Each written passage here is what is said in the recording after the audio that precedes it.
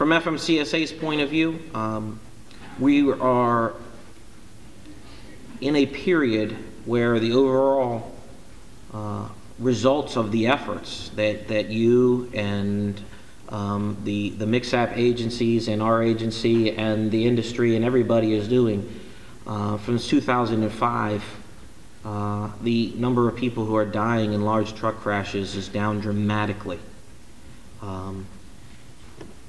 It's down from like 5,200 to 3,600, which is astounding. It's like, 1,600 people a year fewer. Now, obviously, I think we all understand that 3,600 is still too many, and 3,600 is still, frankly, it's a little bit more than it was last year. But I think that hopefully that's a blip and not a new trend. We also know that 88% of those crashes are caused in one form or another by a driver, car driver, truck driver, it doesn't matter.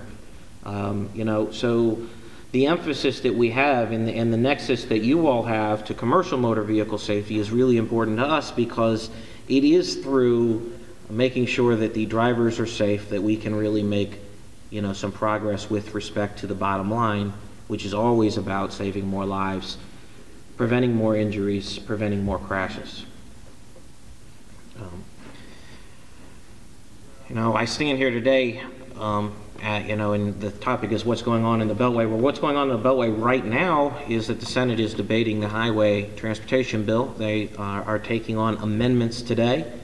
It's our hope that they make it through the amendment process today, tomorrow, sometime soon, and that they, report out a highway bill that the House of Representatives would then take up, and we could, get some, at least a little bit of certainty, 2 years worth of certainty with respect to the programs that we're going to do and the money we're going to do. I don't know whether that's going to happen or not. If it doesn't happen, it's our expectation that we will be, continue to have short-term extensions of our last reauthorization. Either way, we're going to need to continue to work with all of you.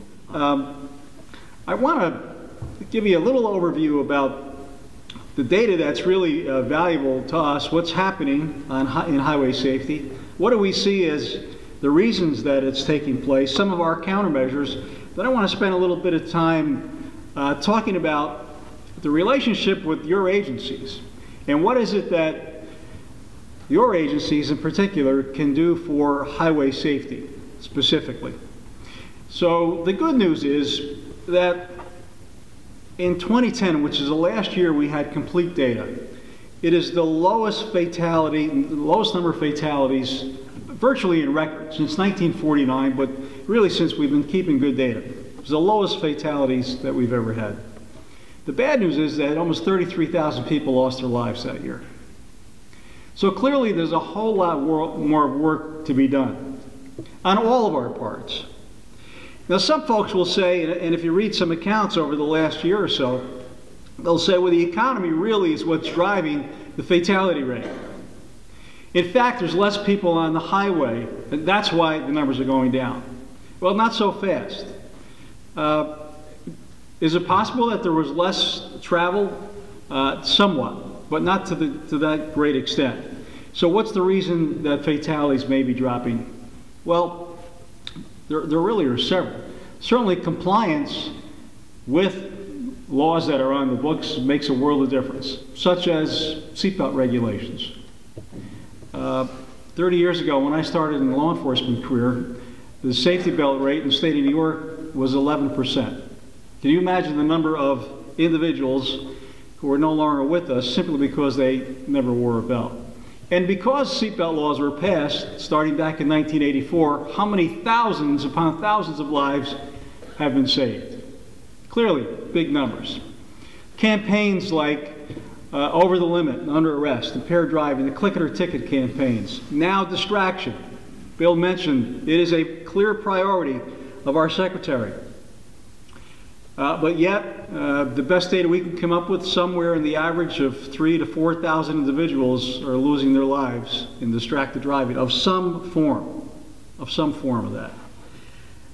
But publicizing that issue, making it a priority at the local level, makes significant difference in the lives of the people who share the roads.